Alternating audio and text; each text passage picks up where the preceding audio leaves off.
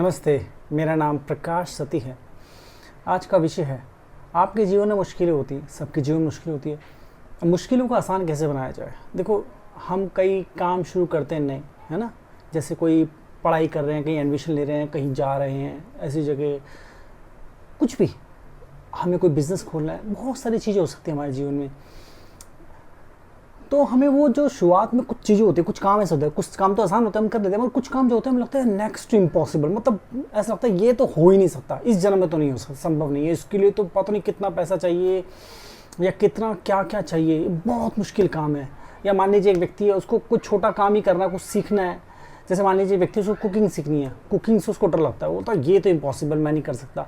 या मान लो किसी व्यक्ति को कोई भाषा सीखनी है, उसको लगता है ये तो इम्पॉसिबल बहुत है, मैं तो कभी अच्छी भाषा नहीं बोल पाऊंगा। जो भी भाषा सीखनी है, फ्रेंच, इंग्लिश, जो भी, या संस्कृत, कोई भी। किसी व्यक्ति को कोई आर्टिस्ट बनना हो, देखो किसी के जीवन में कुछ भी हो सकता है। हर बहुत प्रकार के लोग हैं, बहुत प्रकार की चीज़ें हैं। तो जो काम आपको लगता है नेक्स्ट टू इम्पॉसिबल, उसको आसान कैसे बनाया जाए, ये यहाँ का आज का विषय है। और इसमें मैं आपका मार्गदर्शन करूँगा। ध्यान रहे, इसमें मैं कुछ सूक्ष्म बातें बताऊँगा। सूक्ष्म मतलब सटल, बारीक बातें हैं।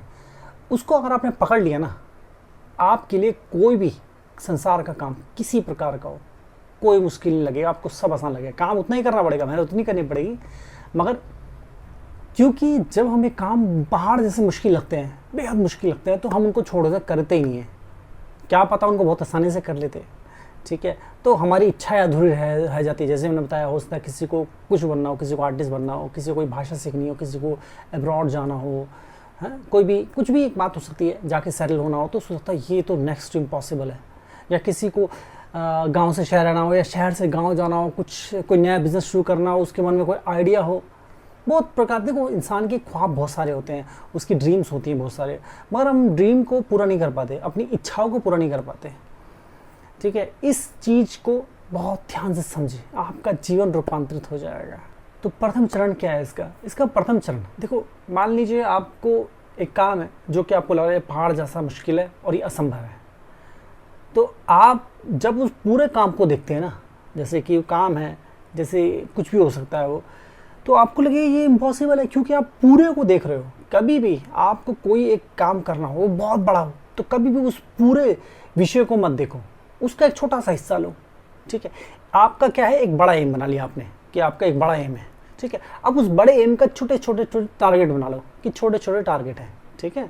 एक बड़ा लक्ष्य हो गया, उसके छोटे छोटे आपने लक्ष्य बना लिए, छोटे छोटे। तो उस एक लक्ष्य पे आपकी फोकस होना चाहिए। अगर आप पूरे को देखेंगे तो आप घबरा जाएंगे, ऐसे ही होता है, क्योंकि पूरे को देख रहे हैं तो घबरा जाएंगे। मगर अगर आप छोटा छोटा लक्ष्य बनाएंगे तो क्या होगा, आप पहले वो लक्ष्य पूरे करेंगे, फिर दूसरा, फिर तीसरा, इस प्रकार से आप आगे बढ़ेंगे। ये एक बात हो गई। तो आपको पहले तो अपना दृष्टिकोण बदलना पड़ेगा। देखो, मैंने क्या बोला कि काम जैसा है वो वैसे ही है, मगर हमें जो लगता है हम बहुत नेक्स्ट टू इम्पॉसिबल, तो हम उसको छोड़ देते हैं, तो वो नहीं होगा। हम छोड़ेंगे, उसको करेंगे और वो हो जाएगा। जो काम, देखो, होने से पहले ना सब काम मुश्किल लगते हैं, और जब हो जाए तो लगता है अच्छा है, इतना आसान था ये, क्योंकि हो गया वो इसलिए आसान लगता है। हो जाने के बाद सब कुछ आसान लगता है, और होने से पहले सब कुछ मुश्किल लगता है। हो गया तो आपको लगेगा, एक व्यक्ति 10वीं की पढ़ाई कर रहा है, सोचता हो 10वीं तो कहीं पास नहीं कर पाऊंगा, 10वीं पास हुई, ये तो बड़ी आसान थी, हो गई ना। क्योंकि तो यहाँ समझना है आपको ना, उस भाव की तरफ देखना है ना इसकी तरफ देखना है। ये मत देखो, आपको समझना है चीज़ों को, ये समझना है कि हमें अपना दृष्टिकोण बदलना है।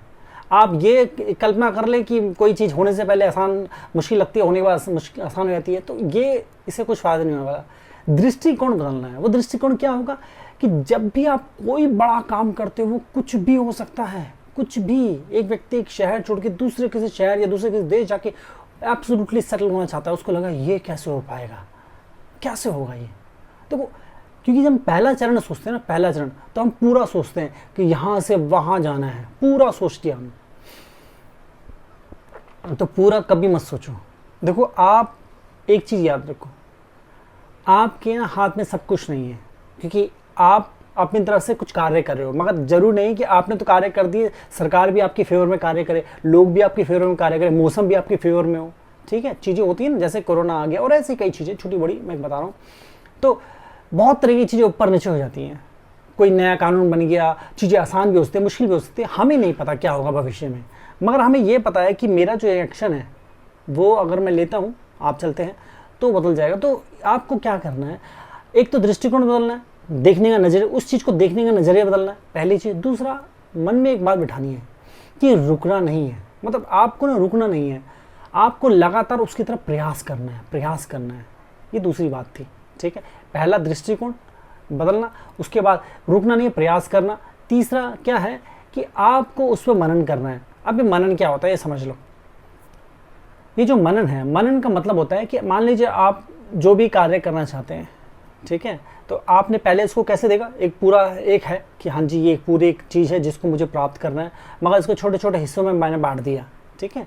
अब वो छोटे हिस्से में जो बांटा है, सबसे जो पहला हिस्सा आपके पास है जिसको आप करने जा रहे हो, तो उस पर विचार विमर्श करो, उस पर क्या क्या कमियाँ हैं, क्या खूबियाँ हैं, बहुत सारी चीज़ें होती हैं ना, क्या चीज़ें हैं, क्या मेरे को रोक सकती है, क्या आगे बढ़ने से रोक सकती है, क्या ऐसी चीज़ें हैं, तो विचार विमर्श करो। देखो अगर आप जल्दीबाजी करते हो, ये चौथा चरण है, मनन करिए आपने, मगर चौथे चरण में अगर आप जल्दीबाजी करते हो तो आप डिसअपॉइंट हो जाओगे। ये चौथा चरण है, ठीक है।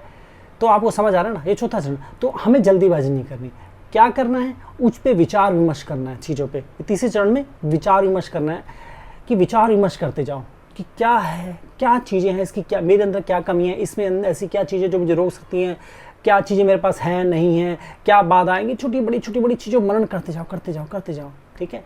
अब आप ये जब कर रहे हो तो आप जल्दीबाजी करोगे, स्वाभाविक है कि हमें कोई चीज़ पाने की इच्छा हो जाए तो हम सोचते हैं अभी हो जाए। तो ये चौथा चरण है। तो चौथे चरण में याद रखना है कि इसमें कोई जल्दीबाजी नहीं करनी। अगर आप ये चारों चरण को सही प्रकार से अपना रहे हो तो आप पाएंगे कि आप नेक्स्ट अपने इससे नेक्स्ट में और फिर उससे नेक्स्ट में ऐसे करते करते हम पूरे जो आपका लक्ष्य है उसको प्राप्त कर लेंगे। तो ये 4 चरण आपको याद रखने हैं, बहुत बहुत महत्वपूर्ण है, ठीक है। सबसे पहला, मैं रिपीट कर रहा था, सबसे पहला चरण ये है कि आपको अपना दृष्टिकोण बदलना पड़ेगा, नज़रिया बदलना पड़ेगा। नज़रिया ये कि आप जो भी एक चीज़ है पूरी की पूरी, वो बहुत, अगर आप पूरा देखें, पूरा पाना है तो आपका सर दर्द हो जाएगा, सर भारी हो जाएगा, आपको चक्कर आना शुरू हो जाएंगे और आप छोड़ देंगे घबरा के, ठीक है। दूसरे चरण में आपको क्या करना है, आपको लगातार प्रयास करना है, ठीक है। तीसरा चरण ये कि आपको उस पर विचार विमर्श करना है। चौथा चरण ये कि आपको जल्दीबाजी नहीं करनी, सब्र रखना है, ठीक है। तो ये जो चरण हैं, इन चरणों को अगर आप सही प्रकार से लगातार एक के बाद एक करते हैं तो आप पाएंगे आपके जीवन में एक बार नहीं कई बार ऐसी चीज़ें आती हैं जो हमें लगता है पहाड़ जैसी ये बड़ी हैं, ये नेक्स्ट इम्पॉसिबल, ये असंभव है, हो नहीं सकती, और वो असंभव भी हो जाएगा। तो इसमें आपको क्या समझ आया, जब हम किसी मार्ग पे चलते हैं, मार्ग पे चलना कठिन लग सकता है, कठिन हो भी सकता है, मगर वो शायद ना भी हो, क्योंकि जब हम पहली चीज़ क्लियर करेंगे ना तो दूसरी चीज़ हमारे लिए आसान हो जाएगी और हमारे अंदर कॉन्फिडेंस भी आ जाएगा। दूसरी करेंगे, जैसे हम करते हैं हमारा कॉन्फिडेंस बढ़ता है, हमारी नॉलेज बढ़ती जाएगी और हम पाएंगे हमारी रफ्तार बढ़ती आ रही है। हम जो समय हमें लग रहा था कि इतने समय को, उससे कई गुना जल्दी हो गया। तो देखो, हर कठिन काम को, मुश्किल से मुश्किल काम को, असंभव काम को संभव बनाने का यही तरीका है। बड़े से बड़ा व्यक्ति जो बहुत बुद्धिमान है, चाणक्य, ये जो मैं आपको बता रहा हूँ, चाणक्य लेवल, माइंड के लेवल की चीज़ बता रहा हूँ मैं आपको, जो बहुत बुद्धिमान है संसार में, जो जिसमें इतनी बुद्धि है कि उस पृथ्वी को बदल दे, वो इस प्रकार से अपने जीवन को जीता है। ये मैंने आपको बताया। तो अगर आप इस प्रकार से अपने जीवन को चलाएंगे तो आपका जीवन आसान रहेगा। चीज़ें ही तो होती है जो हमें मुश्किल लगती है, हम नहीं कर पाते, हम छोड़ते हैं, तभी हम वो नहीं पा पाते, शक्तिशाली नहीं हो पाते, धन नहीं पा पाते और हम अपनी इच्छाओं को पूरा नहीं कर पाते, हम कमज़ोर रह जाते हैं और कमज़ोर व्यक्ति को गुलामों वाली जीवन जीना पड़ता है। सीधी सी बात है। तो ये बेहद महत्वपूर्ण है। जीवन को आपको रूपांतरित करना है, और रूपांतरित करने के लिए क्या करना है, अपनी बुद्धि पे वर्क, ये बुद्धि का ही कार्य था। अगर आप अपने जीवन को रूपांतरित करना चाहते हैं तो आपको अपनी बुद्धि पे वर्क करना पड़ेगा। बुद्धि पे वर्क क्या होता है, कैसे होता है? देखो, जैसे आज मैंने आपको ये चरण बताया, कोई ऐसा नहीं कि पहली बार बता रहा हूँ, सालों से, कई सालों से मैं आपके लिए लगातार इस प्रकार से बोल रहा हूँ। सादा वीडियो अपलोड कर देते हैं। ये पुराना चैनल है जिसमें हंड्रेड्स ऑफ वीडियोस हैं, कई सालों से बन रहा है। ये नया चैनल है, इसमें इसलिए आपको थोड़ी वीडियो दिखेंगे और नया है चैनल अभी। तो आपको क्या करना है, ऐसी ही चीज़ें सुननी है, समझनी है और उसको अपने गहरे में उतारना है। तो आप पाएंगे आप एक साधारण नहीं असाधारण व्यक्तित्व के व्यक्ति बन गए हैं। आपकी पर्सनैलिटी असाधारण हो गई है और आज जहाँ जो भी आपकी अवस्था है, परिस्थिति है, वो बदल जाएगी। देखो, चुटकी बजा के चीज़ें नहीं होती। हो सकती है चुटकी बजा के वो जो बस होने ही वाली हूँ, ठीक है, आपने सारा काम कर लिया, चुटकी बने हो गया तो बात अलग है। मगर ऐसे जो व्यक्ति और लोअर लेवल पे है वो सोचे चुटकी बजाऊं और चीज़ें हो जाए, नहीं होगा। देखो हर एक चीज़ का प्राकृतिक समय होता है। बच्चा जब बड़ा होता है उसके हाइट बढ़ने में, उसको बढ़ने में, संभलने में समय लगता है ना। हम सोचे कि जबरदस्ती बड़ा कर दे, उसको इंजेक्शन लगा दे, कर दे हार्मोन उसके, उसको बड़ा कर दे, मगर वो खोखला होगा। तो हम अपने जीवन में जब शॉर्टकट लेते हैं, जबरदस्ती कुछ उल्ट पटांग करके ऐसे वैसे गलत सही करके चीज़ें कर लेते हैं, तो वैसी खोखली होती हैं वो। तो अगर आपको शक्तिशाली बनना है, बहुत शक्तिशाली बनना है, तो आपको सही तरह अभ्यास करना पड़ेगा, और जितनी जल्दी करेंगे उतना ज़्यादा कार्य होगा।